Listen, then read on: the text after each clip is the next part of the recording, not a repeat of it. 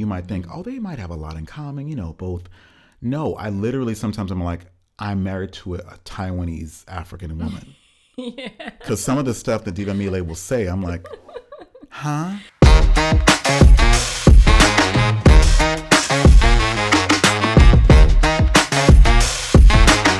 Hey, everybody. Welcome to One More Day, the podcast. I'm your host, SJ, and this is... Diva Mile. Hi, everyone. Hi, guys. Welcome. We are so excited, aren't we? So excited. Finally, our premiere episode of our podcast. Yes, first episode right here. Right. Not to be confused with the One More Day show where we share our love story on YouTube. Do you guys remember that? Yes, I'm sure they do. If you haven't seen it or watched it, go to our page on YouTube.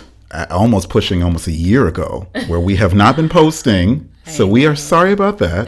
That was not the intention. But anyway, we want to get to why we're even here. We want to get to kind of what came to this idea and also bring you a brand new subject matter that we're going to start the whole podcast off with, Yes. So just quick housekeeping. We had the intention of really being consistent on YouTube. Mm-hmm. We really did. But life is life, right, honey? Life happens. Life happens. We've had a lot of different changes from jobs to now being parents.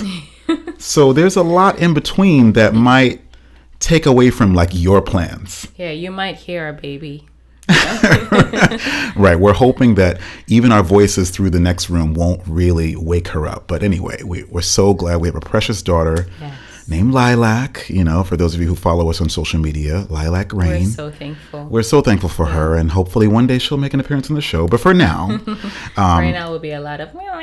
Exactly. So right now we are really focused on giving you guys as much as we can and just connecting with you all. We want to get to know who you guys are, other couples out there, other believers, other, even non-believers. We want to know who you guys are. We want you guys to connect with us and just give back to the community. Yes, and that's the whole point. We absolutely. Just want to use what we have to share with everyone because I know it will make an impact to everyone, vice versa. Yes, and if you ever have anything that is impactful to you in these episodes, please leave us a comment and we will definitely get back to you because, like I said, we are committed to being consistent. So after that long apology, honey, what is on the docket today? What would you like to talk about today to our listeners and viewers? One more day. Mm-hmm. So we want to talk about this topic that is so relevant to our life. Yes. Which is what is intercultural marriage? What exactly is it? Yes. What is it? It's us, honey. We're in intercultural marriage? It's us. Okay, yes. We are in an intercultural marriage. I am from America. New York. Okay. BX all day, baby. No, like that for all the Bronx people out there, I'm sorry. I'm just trying to give a little bit of but hey, I've been far removed, but I'm still always going to be from the Bronx. And you are from? I'm from the Kingdom of Eswatini. That is southern part of Africa. If you think of Wakanda, think of this country. Wakanda forever. But they do use the same dialect. We speak Siswati. What is that called Zulu. Again?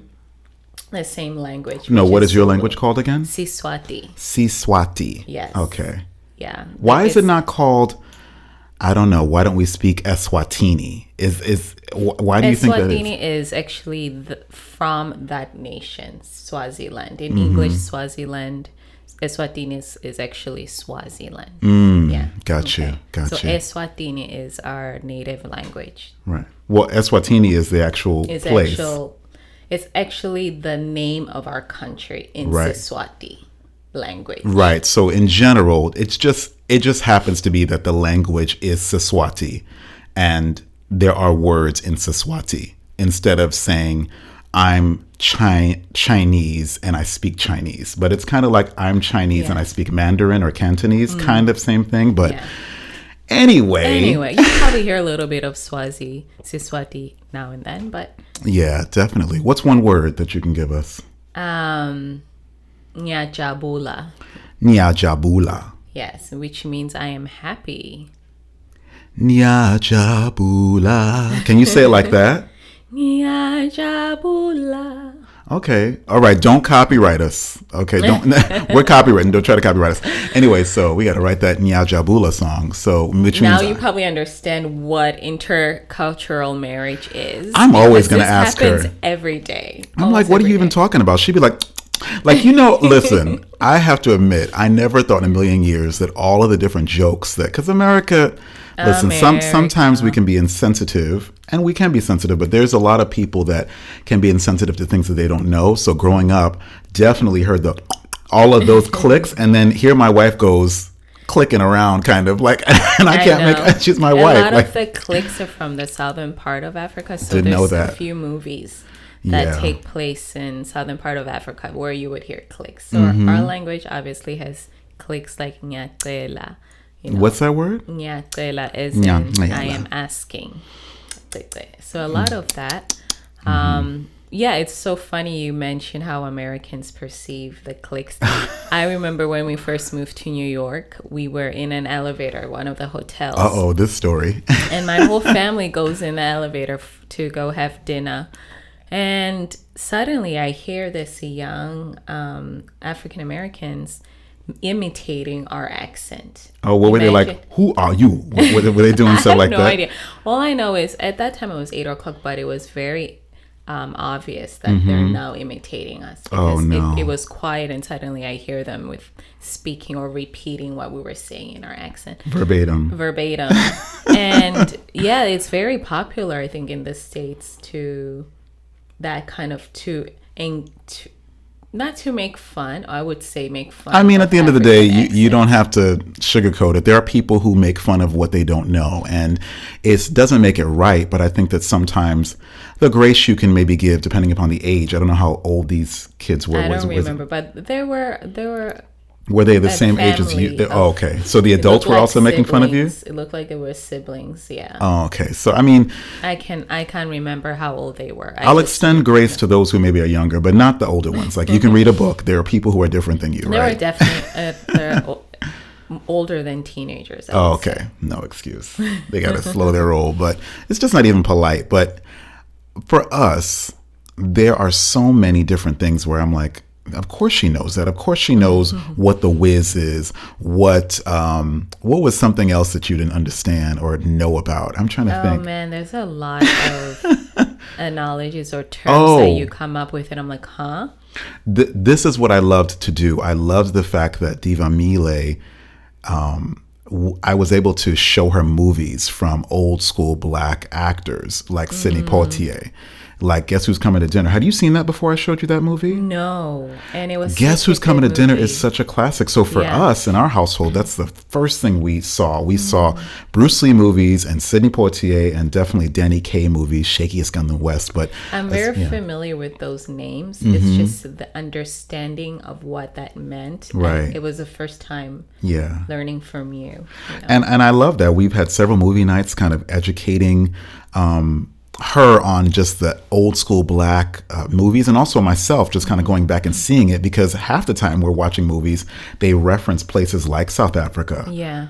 And then half the time, what are you doing when we're watching it? I'm over there like, man, that accent. Look at me now making fun of right, now the tables have turned. African accent. No, I mean, I'm over there talking like, that didn't sound like Zulu. Right. You know, but we went to see Wakanda Forever. Thankfully, on my, I think, second or third viewing. You fell asleep.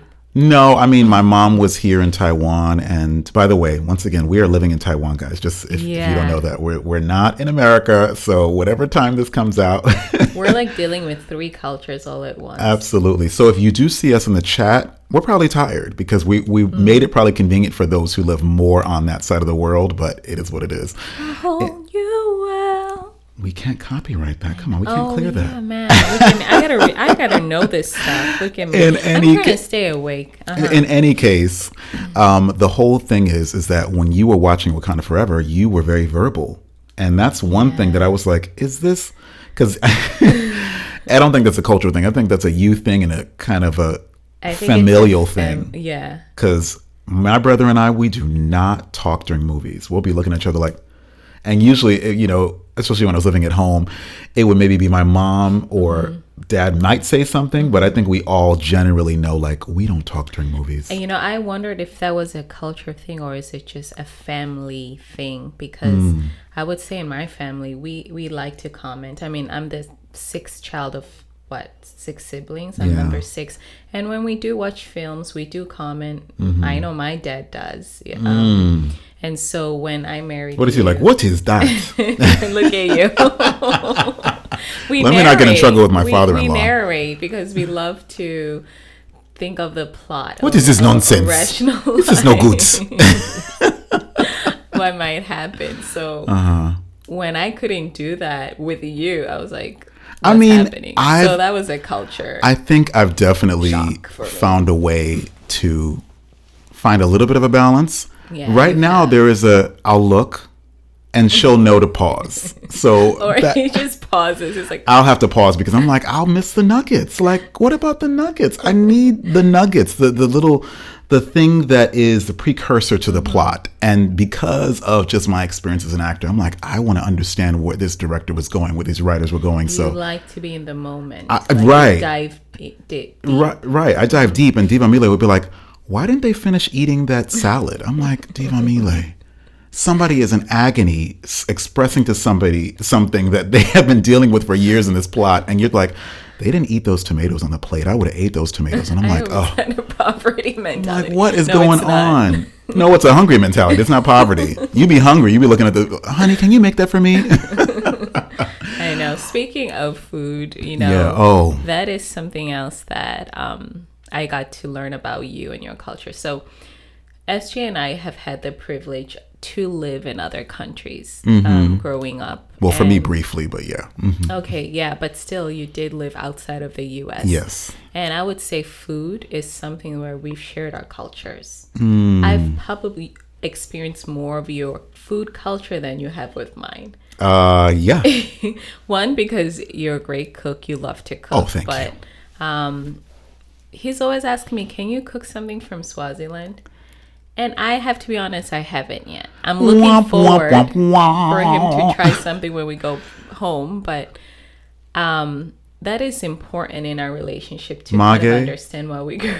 Mage, to my mother-in-law, that's Mage. I just need you to give your daughter some recipes that you use, okay? I'm working on it. I'm definitely working on it. You definitely are. I definitely have challenged you, especially this last week. I'm like, okay, this week is going to be editing field for me, and for you, meal prep mama, even though you're navigating with a baby. So there's grace there, but come on, Diva Amelia. I need to feel and taste Swaziland before I get there. That's true. Here's the thing, though. We love to eat spinach. Sometimes we put peanut butter. Peanut butter. And, I cooked kale. It wasn't spinach. Same family, I would say. And I added peanut butter for you. I was like, maybe he'll like it. Guess what?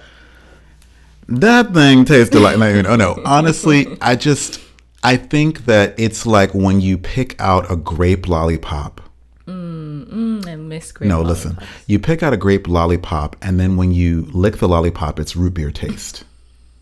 That's not what you signed up for. So I'm thinking I'm going to get this sauteed kale with, I don't know, all I said, my instruction, because sometimes I give a little bit of instruction. I got to be honest. Like, I think in a marriage, you should at least tell people what you like so that when they do make it for you in the food department, there's not this kind of, oh, I don't like it, so why don't you tell me what you like? I directly say, I would like some sauteed onions and garlic on this spinach or on this kale. Which is healthy. I mean, that's what I'm saying. Our cultures are different, even our eating palates, our tastes. Oh, sure. So if you are going to marry someone from a total different culture as you, whether you're used to eating Taiwanese food or Swazi food, that person probably will not be. But in your defense, I'm a rare breed. I have a very bougie palate. Let's just call it what it is. I'm extra bougie with the palate because of just my travels, and people were clowning me when I came back from Italy because they were like, it's not Italy, SJ, okay? Not everything is ravioli totufonero, okay? There are some things here that is just straight up bread and straight up pasta, straight up cheese. And I'm just like, no, but it needs to be al dente with the... And I hear al dente all the time when I cook pasta. Make sure it's al dente. But I'm going to start calling you al dente. But like I said, I actually think that within the Swazi culture, there's still a lot to be desired when it comes to what's available online. I can't even find certain translations because your country is so small. And even when I go on YouTube and try to look for, oh, maybe I can surprise her, or maybe I can, because I would. If I found a full-on cookbook, maybe we got to work on it, of Swazi dishes, I would really try them out. But we live in Taiwan, and talk about a cultural shock. There are some ingredients that are not here. There's a few, yeah. Yeah, and so for me, coming from New York, because it's a melting pot, there are so many people there that there's a market for almost every single culture. You can go up to the Bronx, up to Queens. You can go Long Island and find, there's Italian, just meat shops. There's Asian markets. There's Spanish, all types of things. There's even African markets, and I haven't even found one African market here. And you love African culture. Yes. So the expectation is high. Yeah. I would have to say the word is obsessed with it because of my discovery of more African. I was more aware of African culture, maybe even when I moved to Harlem a few years ago, because I wasn't used to being in an environment where the majority of the people around me happen to share my ethnic background, but also they embrace the origins of where they come from as well. So it's great to be in an intercultural environment. I'm sure that we want to raise our children in that. But when you are not seeing it being elevated, or you see things in the media where it say, oh, Africa is this, or swinging from trees, or it's only feed the children kind of narratives, which are all important, but the beauty and the regalness of it, like you're from the kingdom of Eswatini. Yeah. So when I started to looked at African textiles and African jewelry and all those things, I was like, I want to start incorporating that into my style, into the things I love. And then here you go, from the land. It's just, it brings it. I'm even more proud of it, because then my daughter is already by DNA African, an African American African. She black, no. She's African. Right. Absolutely. Speaking of the kingdom, one thing that stood out in our intercultural marriage was language and also traditions, right? How I grew up with different traditions from you and cultures, and how do we now married approach or honor that together, whether it is for a family or just in general. Yeah, definitely. That all of that stuff is so different. And even when we were at the wedding, even though our parents were digitally online, just even the locale and where they are and who they are, the thing that glues us together is our faith in God and our belief system. And so at the end of the day, outside of that, their experience is nothing like the BX Bronx boogie down experience as my parents. Doesn't mean my parents aren't well traveled or haven't gone places, because they have, but it's just being a New Yorker and being a Swazi person is the only thing we share outside of faith is maybe the fact that we are both melanated. But there is, if you were to see us by face value, that's why you can't judge a book by its cover. You might think, oh, they might have a lot in common, both. No, I literally, sometimes I'm like, I'm married to a Taiwanese African woman. Because some of the stuff that Diva Mile will say, I'm like, huh? Even during our podcast, I kid you not, guys, I'm thinking in Chinese. I need to be hydrated. Let me help you. Ni hao. Like, it'll help you feel like somebody's talking to you in your mind a little bit. I'm translating in my head. Right. Yeah. And so sometimes that leads to miscommunication. That's the thing about intercultural marriage. Like, I'll literally say something in another room and she'll be like, did you say? And I'll be like, I didn't. That's not what I said. That's not what I said. Or she'll say something. This happens a lot. Differently. No, but she'll say something and I'm like, was that the word you were looking for? Because that ain't the word. And I have to remember that she has used so much Chinese over the last 2 decades that I'm tired. There are so many things that she's navigating 3 or almost 4 languages in her mind, and then talking to me. I know. I was gonna say, with him now in my life, in our life, it's like I'm a translating computer. I just remember when we went to the hospital, pregnant, ready to have lilac. Yeah. I had to tell the doctors to tell you. It was just like... And it doesn't help that I can be grammar patrol. I won't say grammar police, but I try to be grammar patrol because, I don't know, I feel that it does. You're Admittedly, a grammarcist? What is it called? A grammarcist? Yeah. I don't know if that's the word. It might be. I'm a linguist. I love language. And I feel like if you're going to speak a language, speak it well. Repetition or something. Repetition. Grammatician. That's mathematician, right? So let's stick with linguist. Okay. I'm not even trying to make funny. Like, listen, I'm just saying, like, we don't have to complicate it. But I do see that sometimes you will speak to me in Siswati and you'll be like, oh. And you always say, look at me, I'm speaking Siswati. And I'm like, yes, you are, because I don't know what you said. And unlike languages like Spanish and Italian that come from a Latin root, Siswati is not easy to detect because none of it sounds like English to me. And so when she says stuff, she's like, honey, what does it sound like? I'm like, it don't sound like nothing but like clacking of bowls together. I don't know what you're saying. Like, you'll be like, I'm like, But you know, one thing I'm very impressed is when we are playing around with languages, you will randomly just spill out a phrase that sounds like Siswati. And I turn around, I'm like, how'd you know that? Because it's actually a word. Admittedly so. Like 9 out of 10. Admittedly so, I will do annoying things like, so, honey, does this sound like Siswati? Does this sound like Chinese? And thankfully, a lot of my words sound more Siswati than Chinese because, you know, I'm trying to visit there soon, but yeah. Because you love me. I won't, absolutely. And I love your family, and I would like to meet all of them in person, you know? You will. Sabwana. Unjani. Yeah. But languages for sure, traditions, I mean, we haven't really fully experienced them because I haven't been to New York and for a while, but you did live in New York.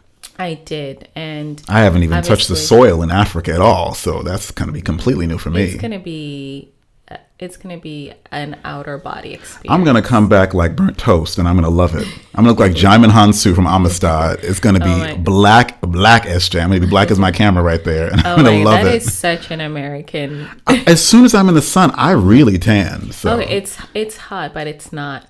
Taiwan's hotter, basically. Taiwan's hotter than Eswatini? Taiwan's hotter. I mean, it's humid here. I got pretty dark here, too, when I was out all the time. Yeah. I did. I know we're both we don't like hot weather. We get easily sweaty. Well, I certainly don't like cold weather, so I can deal with a little bit of sweat. Yeah. If we visit anyway, it won't be summer. It'll be going to winter. Okay. But now I'm losing my thought. What was I saying about that? You were talking about Americans kind of like fantasize certain things about that, but... Oh, yeah. Rewind it a little more. Yeah. I was saying, us being married, we've had to create our own traditions and culture. Yeah, we have. As well. Yeah. Knowing that we're two people from different cultures, but what works for us. Yeah. And like you said earlier... We are born again Christian. We're believers. So we have that foundation. Even when we were dating, we quickly connected that, wow, our values are so similar. Yeah. You know, then the other things that we grew up knowing is what we're experiencing now. Yeah, thank God God's word doesn't change. That's the thing. Praise the Lord, right? Right, you know, and we know that we come from families that was important. It was important to us, though. More than anything, it was important to us as individuals to be with another believer. But to our families, I can't even imagine. You're like, you bring him home? Yeah. He doesn't love the Lord? Like, I can't even imagine. I mean, that was my dad's first question to you. What? Are you a born again Christian? No, or are you a believer? I don't know. Are you a believer? And he was waiting how you'll answer that, because you can be a believer, but you know. You can be like, yeah, I go to church here and there. No. Do you believe? Definitely meeting your parents. I was in my apartment, had my computer. It was during COVID. I had my computer set up, beautiful background. It was a beautiful kitchen I was living in, a beautiful kitchen in my apartment at the time. And I just thought to myself, all right, here goes. This is my version of Guess Who's Coming to Dinner. Like, even though we're all melanated people, there was this level of, these people are so different than your parents in just culture. So that aspect alone said, just treat them like anybody's, any older figure in your life that you respect. Just do it, because that's what you do with anybody who you have reverence for, who's older than you. You just give them reverence. And so I made sure to maintain that, but there definitely was like, she's from the kingdom of Eswatini. This is a family that deals with diplomatic relations. If people didn't know that, her family, they deal with, so these things are relevant to, right, but these things are relevant to me because as an actor, I have had my fair share of catering gigs in the New York Public Library specifically, where diplomats walk in with their beautiful garments from India and Africa and all over the place. And I'm sitting there with my penguin suit on, you know, that's what they call it. And I'm just trying to hold these glasses. You waiters know what I'm talking about. You're doing, it's called butlering. You're holding those glasses. You're trying not to, you know, fall asleep, but you also see these African, especially when you connect with another African, even if they're not of the same land, you're like, I got to really pull it up. I don't know if other people feel like that from England and Ireland and all these places, but I know we do sometimes. So I like try to pull myself up and have some dignity about myself. So when they're walking around with the badges and all that stuff, I'm like, oh, these are dignitaries. This is, and so when you say, yes, you know, and she'll say casually, oh, my family, diplomatic relations, I'm like, that ain't what I'm from. That's true. I mean, I think that's also how we were raised, because I noticed that was very important in the States, because people understand what it means to be a diplomat. Titles, right? Yeah. When for us, it's just, okay, we're called for this season. My dad's called to represent the UN. Awesome, you know? But, I was saying earlier, as much as intercultural marriage it is important, you know, the question is, why is it important, right? Well, no, the actual question, the thing we're posing to the listeners today is, what exactly is it? Because you can look at us and say, what do you mean intercultural? And we have to kind of tell you. With an interracial relationship, that's very obvious for the most part. But intercultural, I think that there's a lot of assumptions that a lot of us make. Yes. Just because we might, like I said, share a same skin tone, or it seems like there's things about us that are phenotypically similar, they can be polar opposites. Yes. I was going to say, opposite ends of the world. Yeah. Does it matter, you know? In a marriage, of course they're important because it's your upbringing or it's part of you, but should it dictate your marriage or be what leads your marriage? I think any element in your marriage that is something that, which is most things, something that you're not, well, not most things. In every marriage, there are things that define it, and there are things that are the DNA of the marriage. Right. Without you being from Eswatini, this marriage is not what this marriage is. It would be a different marriage. Because number one, there is an element of a dowry. Can we talk about it? There's a dowry.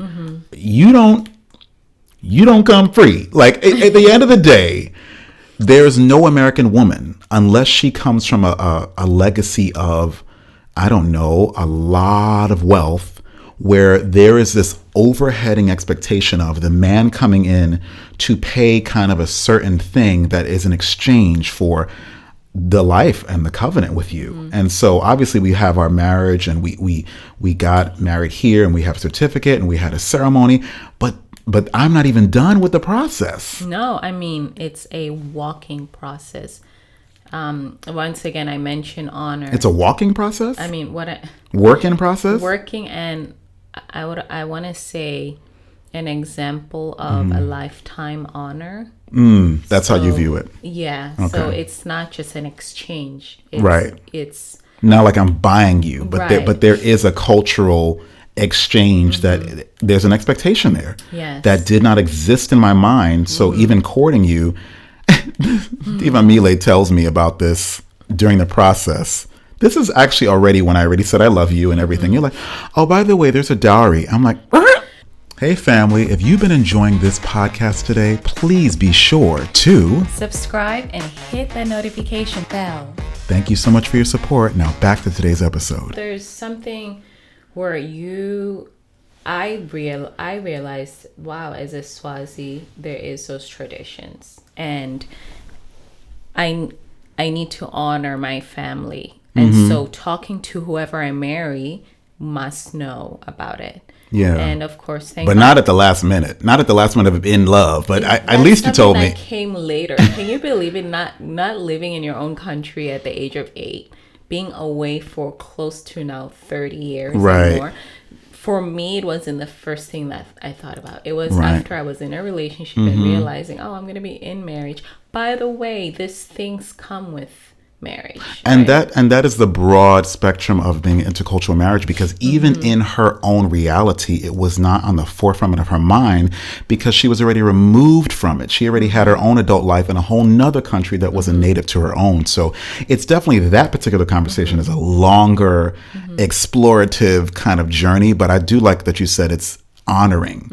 And I think that what I admire most about your culture is there is a level of honor, a level of dignity that I'm not saying my culture as an African American or a Black person in America, I don't feel, but the level of unity it's more spread thin because there's people who identify themselves in many ways in America, but they share melanin, so everyone kind of puts them in a box mostly, which is why when you're from other countries, you'll come and you'll be like, you're this, you're that. It's like, but we're not exactly the same because we don't even share culture.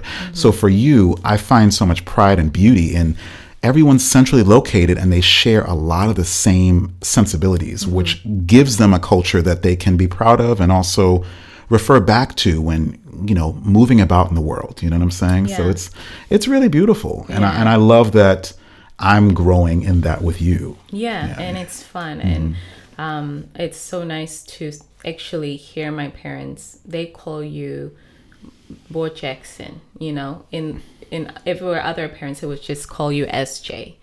But yes. They focus on your last name because in our culture, the person's last name tells us their background, where they're from, or what they're about. Every last name has even different sayings going down the family tree. Right. So, and there's power. There's power in the last name because when you take on my last name, you are now a part of my family, and I'm the head of our family. And so it's like you're following suit to a new regime, if you will. Yeah. If that's not too strong to say regime, as if I'm like a whole army by myself. But yeah, definitely. I think, Anything else you wanted to add before we wrap up? I guess I'm always saying, I could say if you are in an international marriage, so international cultural marriage, I guess look at it as the person you're getting married to, they also have a strong culture, but what's important is don't.